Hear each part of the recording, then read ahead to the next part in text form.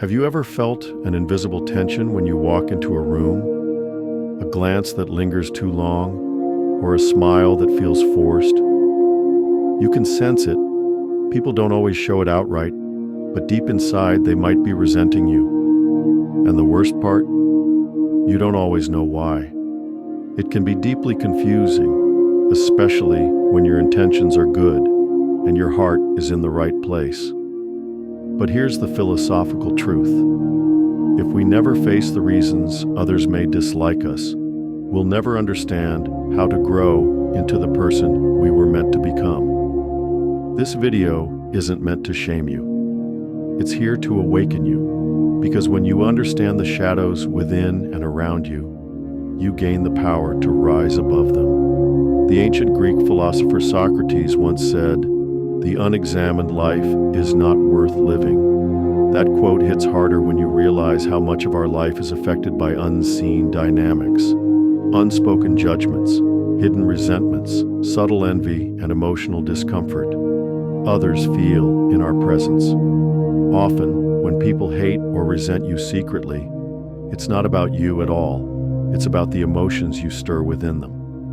But instead of dismissing it, wise individuals reflect on it, because each uncomfortable truth holds the seed of transformation. So today we're going to uncover 9 deep, human, and philosophical reasons why people might secretly hate you. These reasons are not meant to break your spirit, but to build your character. As we go through this video, I want you to reflect deeply. Ask yourself, which of these reasons applies to you? Which one hit a little too close to home? Let me know in the comments. And remember, acknowledging a flaw is not weakness. It's the first act of strength. Reason 1, you reflect their insecurities. When you walk into a room with quiet confidence or achieve something remarkable, it unintentionally holds up a mirror to others' insecurities. You remind them of what they haven't done, who they failed to become, or the courage they never had. This isn't your fault, but the emotional discomfort they feel can turn into silent resentment. As Jean-Paul Sartre explored in his philosophy of the other, people project their inadequacies onto those who threaten their self-image. When your presence reminds someone of their unfulfilled potential, they might start to subtly hate you, not because of anything wrong with you, but because you're everything they feel they're not. Reason 2, you speak the truth too boldly. Truth is powerful, but it can also be dangerous when wielded without emotional intelligence. If you're someone who tells it like it is, who calls out the lie in the room, or dares to name the elephant everyone's ignoring, people might grow to secretly despise you. Why? Because the truth, when not softened with empathy, feels like an attack. Philosophers like Confucius and Marcus Aurelius both taught that wisdom is knowing when and how to speak truth. If you consistently value honesty over harmony, you may become a target, not because you're wrong, but because others aren't ready for the light you bring. Reason 3, you appear too perfect. Perfection intimidates. If you look good, talk well, succeed often, and carry yourself with grace, some people will automatically assume you're faking it, being arrogant, or trying to make others feel small. This is the paradox of excellence. When you rise, others feel low, not because you push them down, but because they haven't learned to lift themselves up. This is where humility becomes your greatest armor. As Laozi suggested in the Tao Te Ching, he who stands on tiptoe is not steady. Remind the world you're human, not flawless, and the hate will soften into understanding.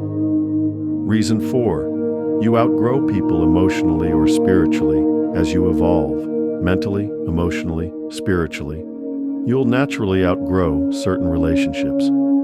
People who once cheered you on may begin to resent your journey because it forces them to confront their own stagnation. They may say, "You've changed," when in truth, you've just grown beyond their comfort zone. Philosopher Friedrich Nietzsche said, and those who were seen dancing were thought to be insane by those who could not hear the music. The hate you receive during your growth phase isn't personal. It's the pain of others watching you do what they fear to try. Reason 5. You trigger their unhealed wounds sometimes.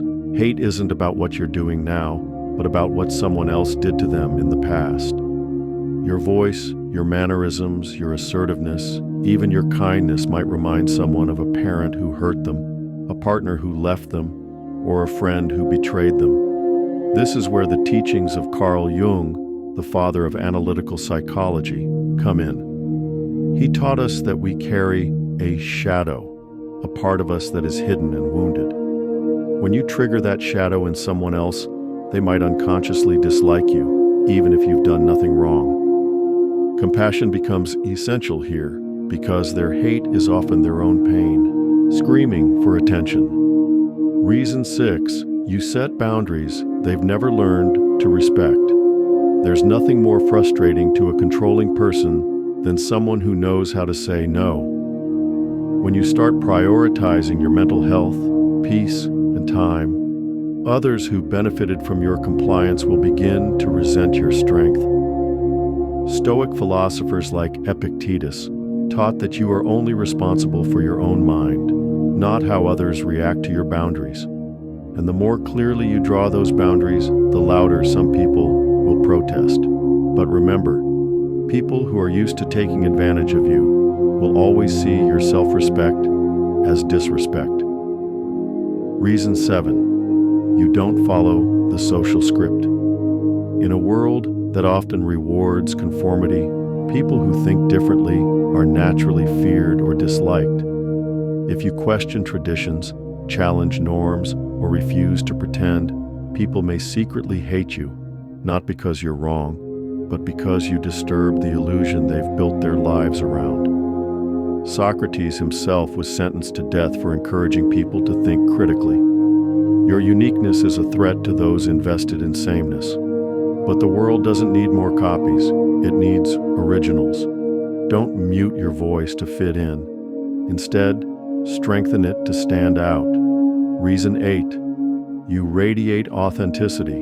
In a culture addicted to appearances, authenticity feels rebellious. When you show up as your true self, unfiltered, unapologetic, it exposes the masks others wear.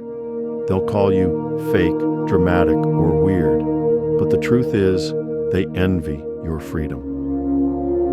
Philosopher Søren Kierkegaard spoke of the despair of being another than oneself. When you're whole and real, it reveals how fragmented others feel inside. Don't let their hate distort your light. Keep living with soul, because authenticity is rare, and rare things are often feared before they're admired. Reason 9. You're changing, and they're not ready. Change makes people uncomfortable, especially when it's someone close to them.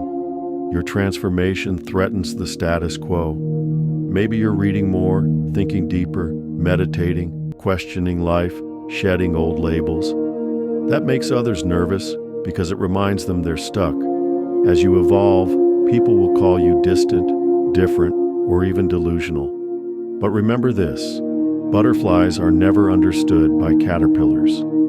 Keep growing, keep changing. The hate is often just fear dressed up in judgment. If any of these reasons made you pause and reflect, that's a beautiful thing, because most people go their entire lives avoiding self-awareness. But not you. You're here, looking inward. That alone makes you extraordinary. The goal of this video isn't to make you paranoid, it's to help you see clearly.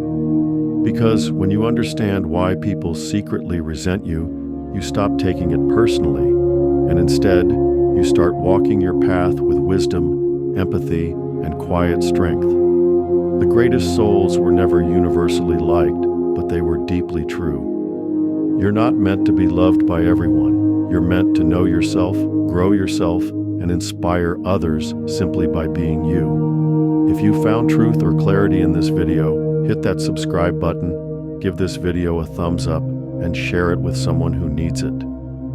Let's build a world of thinkers, feelers, and seekers. And remember, you don't need to be understood to be valuable. You just need to be real.